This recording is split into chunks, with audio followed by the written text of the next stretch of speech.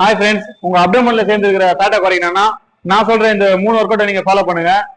அதுக்கு வந்து ஃபர்ஸ்டா வந்து பாத்தீங்கன்னா ஒரு யோகா பால் உங்களுக்கு தேவை. ஃபர்ஸ்ட் ஒரு பிளாட் ஒரு மேட் போட்டுங்க, யோகா பால் வச்சுங்க.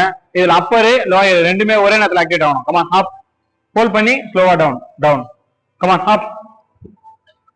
இதுல வந்து பாத்தீங்கன்னா லோயர் அப்பரு ரெண்டுமே ஆக்டிவேட் ஆகும். ஒரு 15 கவுண்ட் போட்டாலே போதும். 4 செட் 15 கவுண்ட் போடுங்க ஸ்லோவா. Come on up, come on.